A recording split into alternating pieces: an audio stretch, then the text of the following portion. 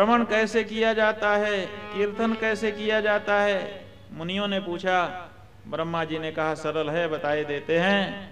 भगवान शिव की पूजा, उनके नामों का जप, उनके गुणों के बारे में, उनकी लीलाओं के बारे में सुनना और मन को उनमें लगा देना, इसी का नाम है मनन। भगवान के नाम को, वेदों के वाक्यों को, भगवान के बारे में बनाए गए संगीत को कहना और सुनना, इसी का नाम श्रवण और कीर्तन है। और शिव विषयक जो वाणी है, कान जब उसी में तत्पर हो जाए, जहां शिव सुनाई दे कि वहीं कान लग जाए कि हाँ हमारे काम की बात हो रही है, तो समझो कि अब श्रवण आपका प्रतिफलित हो रहा है। शिव विषयक वर्णन के श्रवण की इच्छा, इसी का नाम है श्रवण। सज्जनों की संगति से श्रवण सिद्ध हो जाता है, क्योंकि वो बार बार यही सब चर्चा करते हैं, संसार की चर्चा कम करते हैं, इसलिए उनके साथ रहते रहते, सुनते सुनते उसमें रुचि आ जाती है। शुरू शुरू में किसी किसी को इसमें रुचि नहीं होती है कि ये कौन सा विषय है सुनने का। जो बच्चा आता है माता पिता के साथ, वो सोचता है ये कौन सी बात हो रही है, इसमें ना तो कुछ खाने को है, ना तो कुछ सूंघने को है, और ना कुछ छूने को है। बड़ी मुश्किल से जब प्रसाद मिलता है तो थोड़ी की खुशी उसको होती है कि चलो हमारे काम का भी कुछ हुआ, बाकी तो सब ऊपर ही ऊपर चला जाता है। तो उसकी आरंभ में रुचि नहीं होती है। लेकिन जिन चीजों की आरंभ में हमको रुचि नहीं होती है, अगर उसका अभ्यास हमको करा दिया जाए तो उसी में हमारी रुचि हो जाती है। ये भी बात, जो बच्चा अभी अभी जन्मा है, अगर कोई माँ थोड़ा सा नमक अपनी उंगली में लिपटा करके उसकी जीभ पर रखे तो बच्चा क्या करता है? थूकने लगता है बाहर,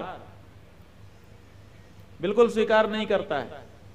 और अगर चीनी हाथ में लगा के चटाए तो चाटने लगता है। नमक पसंद नहीं कर रहा है, लेकिन चाशनी पसंद कर रहा है।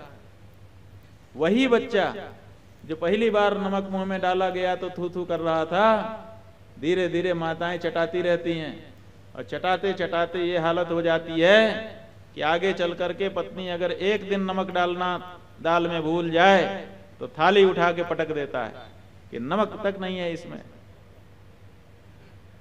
कितना प्रेमी हो गया नमक का, पहले दिन तो नहीं पसंद हुआ था उसको।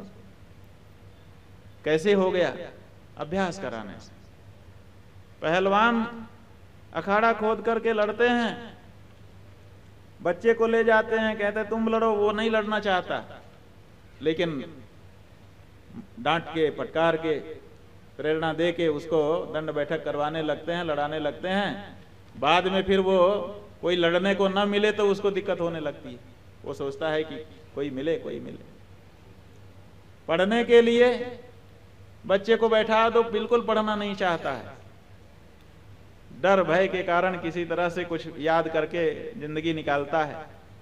लेकिन पढ़ते पढ़ते जब उसकी रुचि बन जाती है विषय में, उसके बाद चाय ला करके लोग रख देते हैं, चाय ठंडी हो जाती है, बच्चा उठा के उसको पीता नहीं।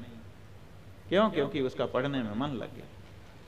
तो शुरू शुरू में कई चीजों में हमारा मन नहीं होता है, लेकिन अभ्यास कराते कराते उसमें इतना हमारा प्रवेश हो जाता है कि फिर उससे निकलना हमको अच्छा नहीं लगता। ऐसे ही ये जो भगवान की चर्चा है, शुरू शुरू में हो सकता है किसी को ये ना पसंद आए, लेकिन इससे घबराना नहीं चाहिए। सज्जनों के संग में बैठने का क्रम जारी रखना चाहिए।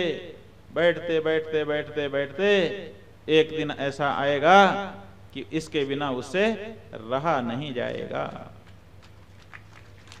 इसलिए सज्जनों की संगति से श्रवण सिद्ध हो जाता है।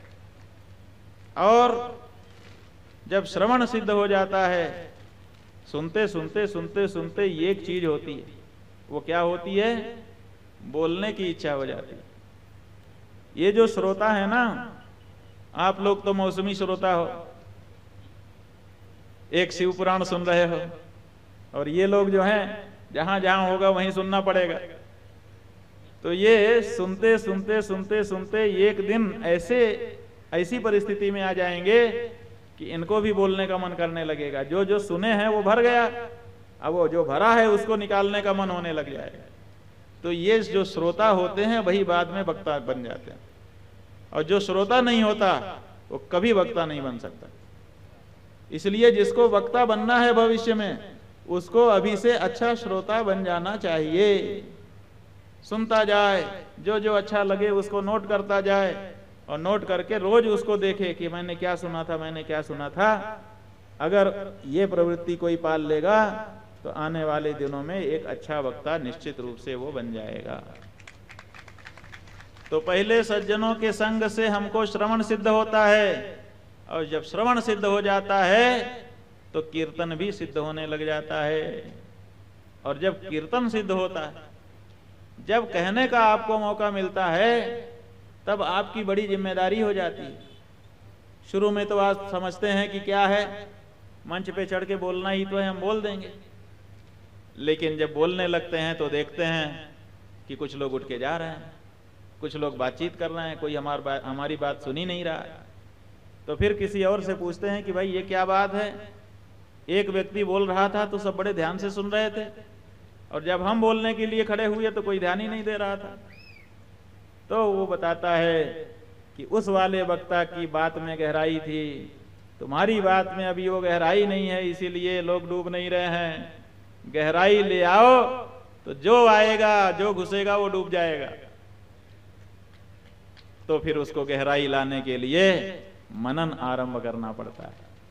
जो मैंने सुना है, जो मैंने बोला है, उसमें गहराई कैसे आ जाए, इस बात का चिंतन वो करता है। और जब मनन करने लगता है तो वो सिद्ध हो जाता है। इस तरह से श्रवण, कीर्तन और मनन क्रमशः सिद्ध हो जाते हैं।